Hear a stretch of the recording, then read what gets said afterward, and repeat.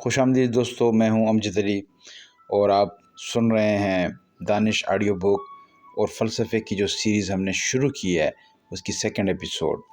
تو دوستو اس ایپیسوڈ میں ہم جانیں گے کہ تہذیب کیسے وجود میں آئی اور تہذیب کے وجود میں آنے سے پہلے انسان کی زندگی کیسی تھی۔ تو دوستو انسان ایک بالکل فطری ماحول میں رہتا تھا، ایک نیچرل ماحول میں، اور اس کے بہت سے مسائل تھے اس زمانے کے۔ تو انسان کی جو ابتدائی زندگی تھی اس میں سب سے جو بڑا مسئلہ تھا وہ تھا خوراک کا، اور اس کا حل تھا شکار۔ یہ وہ زمانہ تھا جب نہ زراعت تھی، نہ پالتو جانور، نہ شہر اور نہ گاؤں۔ انسان چھوٹے چھوٹے گروہوں میں رہتا، مسلسل ایک جگہ سے دوسری جگہ خوراک کی تلاش میں نکلتا۔ ان کے ہتھیار سادہ مگر کرامت تھے، پتھر کے نوکدار ٹکڑے، لکڑی کے نیزے اور بعد میں کمان اور تیر۔ شکار صرف طاقت کا کھیل نہیں تھا بلکہ حکمت اور صبر کا امتحان بھی۔ تو شکاری جانوروں کے نشانات پہچانتے، ہوا کی سمت دیکھتے اور گھنٹوں خاموشی سے شکار کے قریب پہنچنے کا انتظار کرتے۔ اکثر وہ بڑے جانوروں جیسے ہرن، بائسن یا ممیت کا شکار کرتے اور کبھی کبھار پرندے یا مچھلی بھی پکڑتے۔ شکار کے بعد گوشت کو آگ پر پکایا جاتا، کھال سے کپڑے اور پناہ گاہ کے پردے بنائے جاتے اور ہڈیوں کو اوزاروں میں ڈالا جاتا۔ یہ زندگی خطرے سے خالی نہیں تھی دوستو۔ شکاری اکثر خود شکار بن جاتے، شیر، چیتے یا جنگلی بھیڑیے ہر وقت گھات لگاتے رہتے تھے۔ اسی لیے گروہ میں اتحاد ضروری تھا۔ ایک شکاری شکار کو آگے بھگاتا، دوسرا گھات لگا کر وار کرتا۔ خوراک سب میں بانٹی جاتی کیونکہ کل کی بقا سب کے لیے ایک دوسرے کے ساتھ تعاون پر منحصر تھی۔ دوستو اس شکاری زندگی کی بھی کچھ خصوصیات تھیں اس زمانے میں، کہ انسان جو ہے وہ چھوٹے چھوٹے گروہوں یا قبائل میں رہتا، مسلسل ایک جگہ سے دوسری جگہ خوراک کی تلاش میں سفر کرتا، یعنی ایک نومیڈک لائف تھی اس کی ایک خانہ بدوش والی زندگی تھی، اور اپنی بقا کے لیے فطرت کے اصولوں کو گہرائی سے سمجھتا۔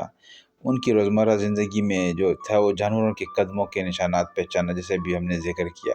دوسری بات ہے کہ اس کی زندگی خطرات سے بھری ہوئی تھی۔ خطرات کی بات کی جائے تو یہ زندگی کبھی بھی محفوظ نہیں تھی۔ شکاری بڑے جانوروں کے پیچھے جاتے تو اکثر خود بھی ان کے نشانے پر آ جاتے، اور اس کی چند خوبیاں اور بھی تھیں۔ اس میں جو کچھ خوبیاں، جو اس میں سب سے جو اہم خوبی تھی وہ تھی آزادی تھی۔ شکاری کھلے آسمان تلے، جنگلوں، میدانوں اور دریاؤں کے بیچ زندگی گزارتے، فطرت سے براہ راست جڑے رہتے۔ خوراک کی تقسیم سب میں برابر ہوتی، اس لیے گروہ میں مساوات اور اشتراک کا احساس مضبوط ہوتا۔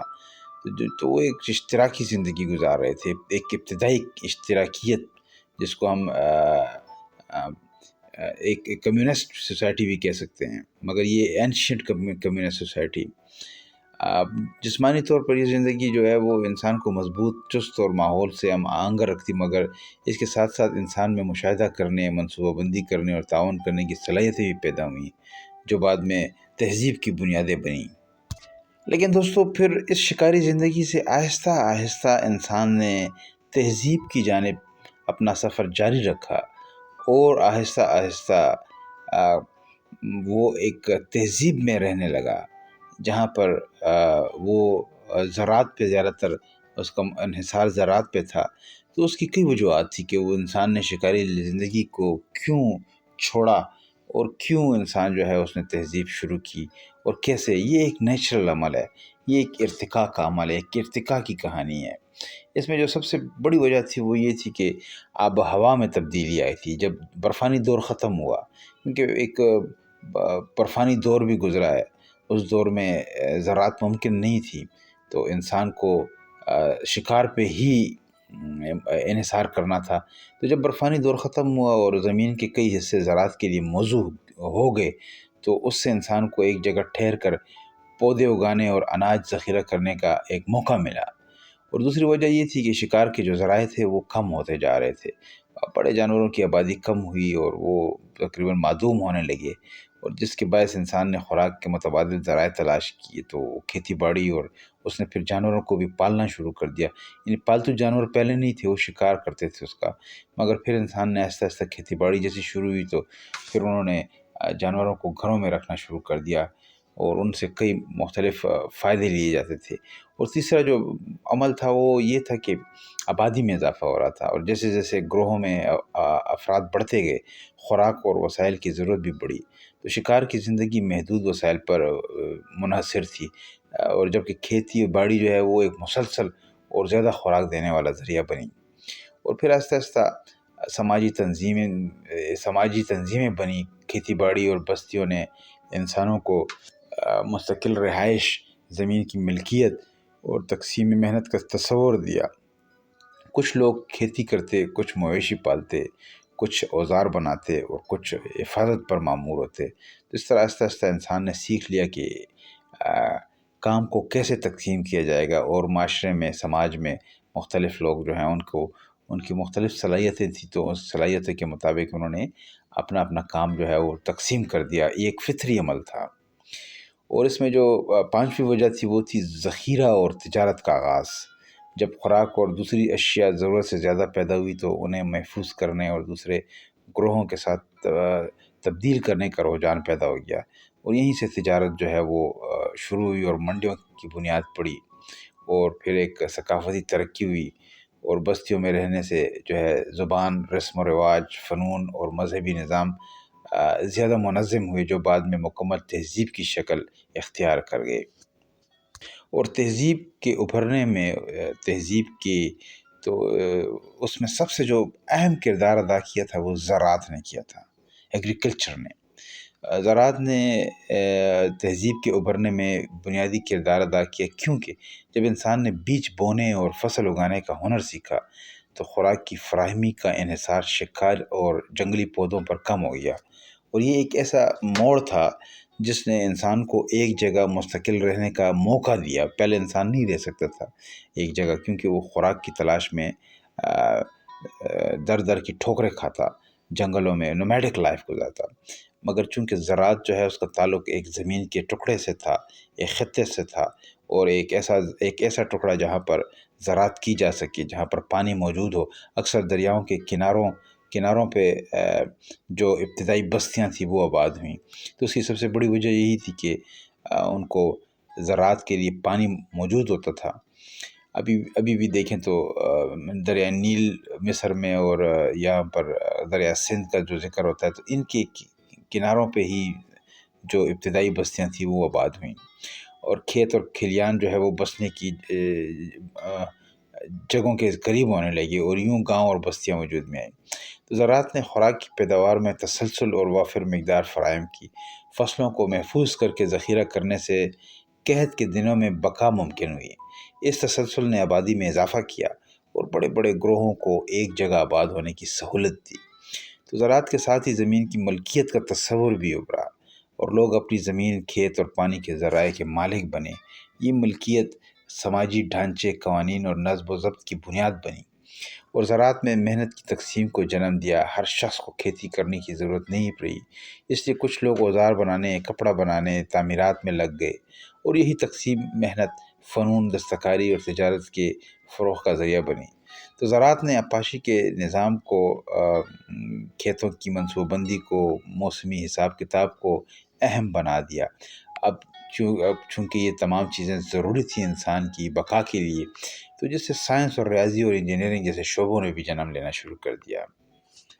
اب مکمل طور پہ جب انسان جو ہے وہ شکار اور خانہ بدوش کی جو زندگی تھی، خانہ بدوشی کی زندگی، اس سے نکل کر زراعت اور بستیوں میں آباد ہوا، تو اس کی زندگی فطرت کے موسموں اور زمین کی پیداوار سے جڑ گئی۔ یہ بات تو ہو گئی۔ اب بارش کا آنا، دریا کا بہنا، سورج کا نکلنا اور فصل کا اگنا، یہ بقا کے لیے ضروری بن گیا۔ ان قدرتی مظاہر کو سمجھنے اور قابو میں کرنے کی خواہش نے اب ایک نئی چیز کو جنم دیا، یعنی کہ دیومالا اور اساطیر کو جنم دیا۔ لوگ بارش، سورج، یعنی کہ اس کو ہم کہیں گے میتھولوجی پیدا ہوئی۔ پرانے جو مذاہب تھے وہ پیدا ہوئے۔ لوگ بارش، سورج، چاند، ہوا اور زمین کو زندہ ہستیوں یا دیوتاؤں کی شکل میں دیکھنے لگی۔ فصل کی کاشت اور کٹائی کو دیوی دیوتاؤں کی خوشنودی سے جوڑا گیا۔ فصل اچھی ہو تو یہ دیوتا خوش سمجھے جاتے اور قحط یا آفات کو ان کا غضب کا نتیجہ مانا جاتا۔ تو تہذیب کے بڑھنے کے ساتھ حکمران اور پادری ان کہانیوں کو منظم کرنے لگے تاکہ لوگوں کو ایک مشترکہ عقیدے اور ضابطے کے تحت جوڑا جا سکے۔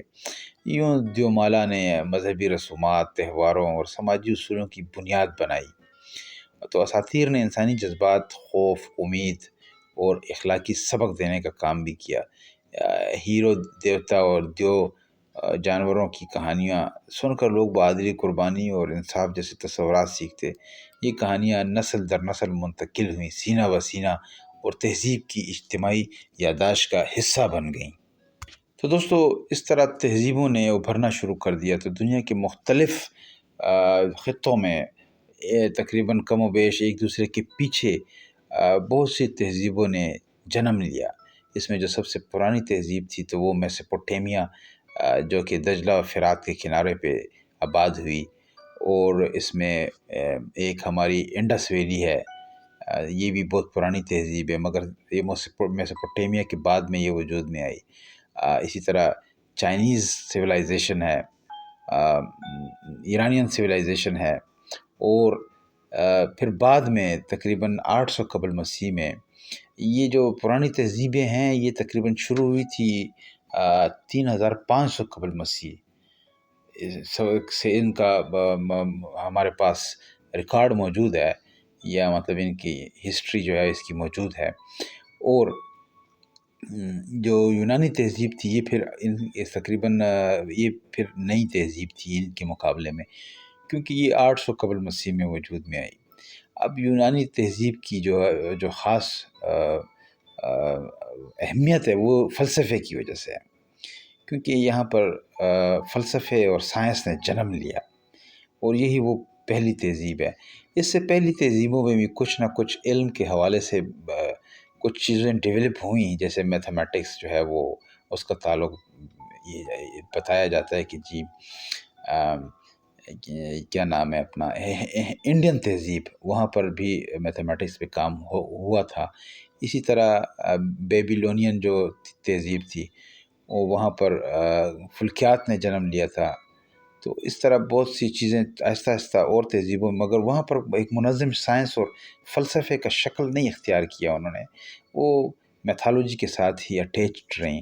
مگر یونانی تہذیب جو ہے وہ پہلی تہذیب ہے جس نے کہ باقاعدہ طور پہ فلسفے کو ایک روح بخشی، اور فلسفے نے یہاں پر باقاعدہ جنم لیا اور ایک تہذیب شروع ہوئی جس کو فلسافیکل تہذیب کہتے ہیں، فلسافیکل سویلائزیشن کہتے ہیں۔ بڑے بڑے فلسفیوں نے پھر یہاں پر جنم لیا۔ تو یونانی تہذیب کی جو سب سے پہلی نمایاں خصوصیت تھی اس کی شہری ریاستیں تھیں۔ یعنی مطلب اب اگر ہم یہ سوچیں کہ باقی تہذیبوں میں، کیونکہ باقی تہذیبیں یونان کی تہذیب سے پرانی تھیں، مگر وہاں پر کیوں ایسے حالات پیدا نہیں ہوئے کہ وہاں پر سائنس، فلسفہ اور علم، نالج اس نے جنم لیا، بلکہ یونانی تہذیب میں ہی کیوں یہ بات خاص تھی؟ تو دوستو اس میں کئی چیزیں ہیں۔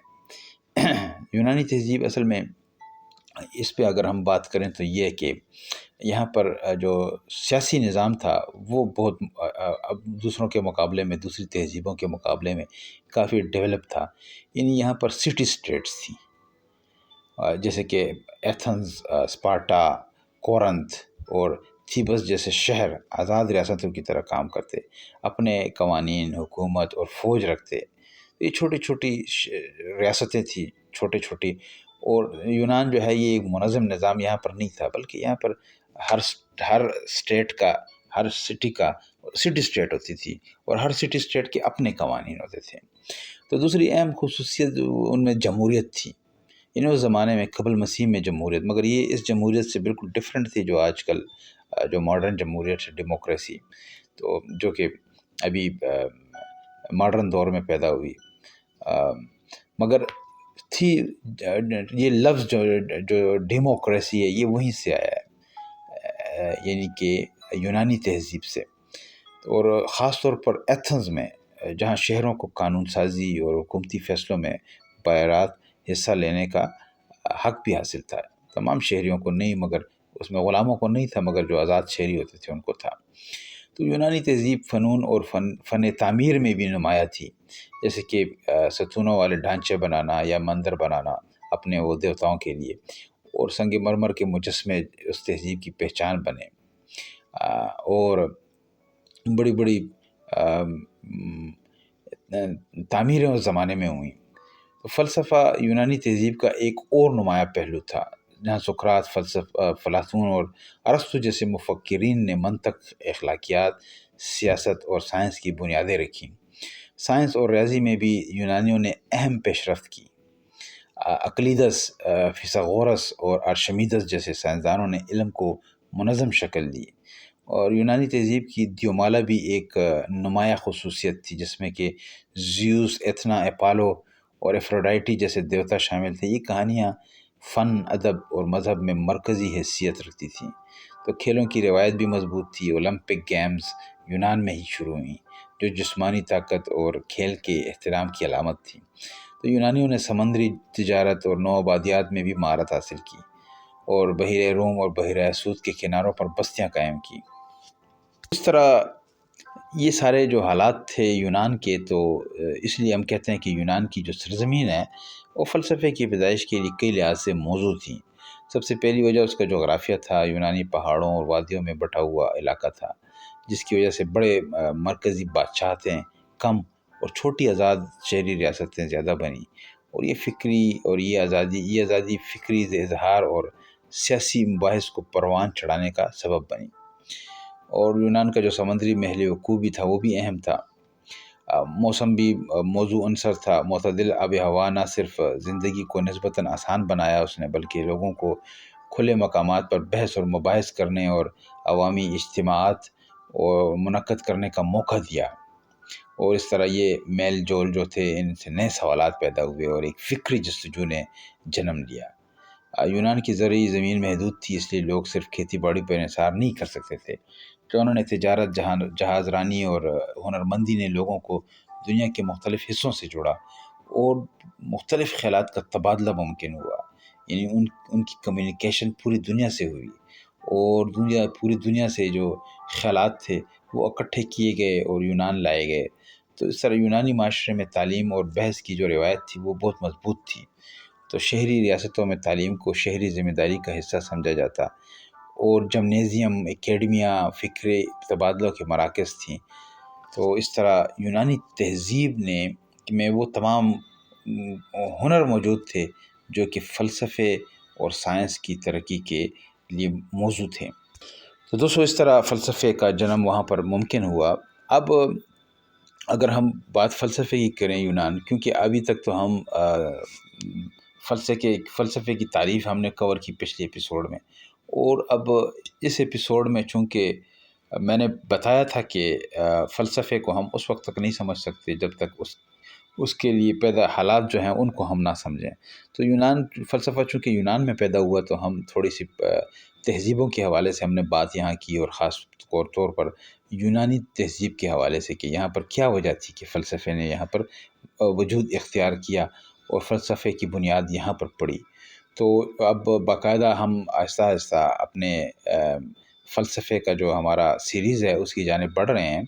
ابھی ہم آگے کام کریں گے فلسفیوں پہ، یہ ان کے تھوڑے سے حالات ہم نے بیان کیے۔ اب فلسفیوں پہ کام کریں گے، اور ایک ایک فلسفی کو ہم ڈیٹیل میں پڑھیں گے آگے جتنے بھی اقساط آئیں گی۔ تو دوستو، یہاں میں یہ بتاتا چلوں کہ فلسفے کو جو کہ یونان میں جو فلسفے کی بنیاد پڑی، تو اس کو ہم 3 ادوار میں تقسیم کرتے ہیں۔ پہلا جو دور تھا تو وہ اس کو ہم پری سوکریٹک پیریڈ کہتے ہیں، یعنی قبل سقراطی دور، سقراط سے جو پہلے کا دور تھا فلسفے میں۔ تو اس دور میں جو ہے تقریباً یہ 600 سے لے کے 500 تک یہ دور پھیلا رہا، یعنی 6 صدی قبل مسیح سے لے کے 5ویں صدی قبل مسیح تک۔ تو اس میں فلسفہ زیادہ تر کائنات، مادہ اور فطرت کے بنیادی اصولوں کی تلاش پر اس کا کنسنٹریشن رہی، اس کا مرکوز رہا۔ اس میں جو تھا فلسفی پیدا ہوئے اس دور میں، تو اس میں جو سب سے بڑا نام ہے وہ تھالیس کا ہے، یہ فلسفے کا فاؤنڈر بھی مانا جاتا ہے۔ پھر اس کے بعد اناکسیمینڈر ہے، اناکسیمینیز ہے، ہیریکلائٹس ہے، پرمینیڈیز ہے اور فیثاغورس۔ یہ وہ مفکرین ہیں جو کہ سقراط کے دور سے پہلے تھے، یعنی کہ پری سقراٹک دور میں تھے، اور ان کا زور اس بات پر تھا کہ کائنات کی بنیادی جو اصول ہے وہ مادہ ہے، یعنی یہاں پر فلسفے نے شروع میں سائنس کی شکل میں وجود حاصل کیا، اور سائنس نے سب پہلے فلسفے کے جو مادی فلسفہ اس کو ہم کہتے ہیں، تو یہ پری سقراٹک دور کا جو سب سے، اگر ہم ایک لفظ میں اس کو بیان کریں کہ اس فلسفے کی خصوصیت کیا تھی پری سقراٹک، تو یہ ایک سائنسی فلسفہ تھا، یہ ایک مادی فلسفہ تھا۔ تو دوستو پھر جو دوسرا پیریڈ ہے اس کو ہم کلاسیکل پیریڈ کہتے ہیں۔ کلاسیکل پیریڈ یعنی کلاسیکی دور، یہ 5ویں صدی قبل مسیح سے لے کے 4تھی صدی قبل مسیح تک یہ جاری رہا۔ تو اس دور میں انسان نے اخلاقیات، سیاسیات اور علم کی منظم جستجو پر زور دیا، یعنی کہ اب ان کی جب پچھلے دور میں ہم نے دیکھا کہ وہ ایک مادی فلسفہ تھا، یعنی کائنات کی مادی حقیقت کو لے کے انہوں نے اپنے خیالات ڈیولپ کیے فلسفیوں نے، مگر یہ کلاسیکل پیریڈ میں انہوں نے کائنات کی مادی وجود کو چھوڑ دیا، اور اب وہ انسان پر کنسنٹریٹ کرنے لگے، یعنی کہ اب یہ جو ٹاپکس ہیں یعنی اخلاقیات، اب اس کا تعلق انسان سے ہے، سیاسیات ہو گیا یا اس طرح مطلب معاشیات ہو گیا، اس طرح کے جو علوم ہیں ان پہ انہوں نے فوکس کیا۔ تو اب یہ ایک کلاسیکل پیریڈ یہاں شروع ہوا۔ علم کہاں سے آتا ہے، علم کیسے حاصل ہوتا ہے، یہ سوالات جو ہیں یہ اب فلسفے کے ٹاپکس رہے، اور ایک مثالی ریاست کیا ہوتی ہے، ایک اچھی ریاست کو کیسا ہونا چاہیے، اور اچھائی کیا ہوتی ہے، برائی کیا ہوتی ہے، یہ اس دور کے اہم ترین سوالات تھے۔ تو جس طرح افلاطون نے مثالی ریاست اور نظریے امثال پیش کیا، یعنی کہ اس کی جو theory of word of ideas ہیں، اور جو تھیوری ہے اس کی word of form, word of idea, تو اس کو ہم ڈیٹیل میں پڑھیں گے۔ اور ارسطو کی جو منطق ہے، اس کے لاجک، سائنس اور فلسفی کو اس نے ایک آرگنائز شکل دی فرسٹ ٹائم۔ تو ارسطاٹل نے تقسیم کی تمام علوم کو تقسیم کیا مختلف گروپس میں، تو باقاعدہ طور پہ یہ جو انہوں نے درجہ بندی کی تھی، اس کو بھی ہم ڈسکس کریں گے جب ہم ارسطو کو پڑھیں گے۔ تو یہ دور یونانی فلسفے کا بہت ہی سنہرا دور، یعنی کہ گولڈن پیریڈ ہے، کلاسیکل پیریڈ۔ پھر اس میں کے بعد شروع ہوا تیسرا دور، یعنی کہ یہ ہیلینسٹک پیریڈ ہے۔ یہ ان بڑے بڑے فلسفے کے بڑے بڑے استادوں اور گروؤں کے بعد کا دور ہے، یعنی کہ یہ دور جو ہے یہ ارسطاٹل کے بعد کا دور ہے، اور یہ تقریباً 4تھی صدی قبل مسیح سے شروع ہوتا ہے، اور پھر تقریباً آتا ہے بعد تک، مطلب جو ہماری جو سولر سسٹم کا جو نظام شروع ہوتا ہے اس تک یہ آتا ہے تقریباً۔ اچھا جی، یہ دور جو ہے اس میں فلسفہ زیادہ تر فرد کی ذات، زندگی، سکون اور خوشی پر مرکوز ہوا۔ اس دور میں اسٹوئکسزم، یہ اس فلسفے کے جو بڑے بڑے گروہ تھے، بڑے بڑے جو گروپس تھے، وہ اسٹوئکسزم تھا، دوسرا اس میں اسکیپٹسزم تھا، اور ایپیکیورینزم تھا، اور اس کے ساتھ جو ہے نیو پلیٹونک تھے، نیو پلیٹونزم تھا۔ تو یہ بڑے بڑے گروپس تھے، مگر اس میں یہ کوئی نئے خیالات پیدا نہیں ہوئے، بلکہ انہی پرانے خیالات کو مختلف انداز میں لوگوں نے اڈاپٹ کیا، مختلف گروہوں نے، فلسفے کے گروہوں نے۔ اس میں کوئی بڑا فلسفی پیدا نہیں ہوا، کیونکہ اس کی سب سے بڑی وجہ یہ تھی کہ یہ ارسطاٹل اور سکندر اعظم کے بعد کا دور ہے، اور اس دور میں سکندر اعظم جو ہے اس نے جس طرح اس کا مشن تھا کہ وہ پوری دنیا کو فتح کرنے نکلا تھا، مگر وہ ناکام ہو گیا، تو جس کی وجہ سے گریس جو ہے وہ اس میں اتفاق اور اتحاد باقی نہ رہا اسٹیٹس کے درمیان، اور وہ پیریڈ جو تھا اس میں پھر دوسری دنیا کے خیالات بھی یہاں پر آ چکے تھے، اور یہ اس دور میں ایک مایوسی کا دور تھا گریس کے لیے، کیونکہ یہ ان کی کلچر اور ان کا جو پیک تھا وہ کلاسیکل پیریڈ میں گزر چکا تھا، اب یہ ان کا زوال کا دور تھا۔ تو اس زمانے میں تھوڑی سی مایوسی پھیلی ہوئی تھی، تو لہٰذا یہ جتنے بھی گروپس ہیں، اسکیپٹسزم دیکھ لیں آپ، یعنی شکوکیت کا دور یا شکوکیت، اور اسی طرح اسٹوئکسزم تھا یا ایپیکیورینزم تھا، یہ تمام جو ہیں یہ صرف اور صرف کہتے تھے کہ دنیا کو چھوڑو، خوشی پہ توجہ دو، سکون پہ توجہ دو، زندگی پہ توجہ دو۔ تو یہ لہٰذا اس پیریڈ کو ہیلینسٹک فلسفہ کہتے ہیں۔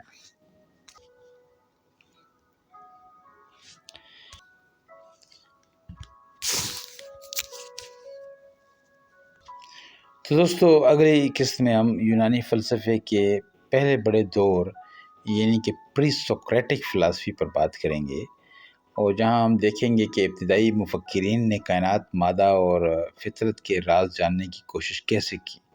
آپ کو اندازہ ہوگا کہ فلسفے کی جڑیں کہاں سے پھوٹیں اور بعد کے عظیم فلسفیوں کے خیالات کی بنیاد کیسے رکھی گئی۔ تو دوستو اگر آپ کو یہ ویڈیو پسند آئی ہو تو لائک کریں، سبسکرائب کریں اور کمنٹ میں اپنی رائے ضرور لکھیں تاکہ ہم اس علمی سفر کو مزید آگے بڑھا سکیں۔ بہت بہت شکریہ اور اپنا بہت خیال رکھیے گا۔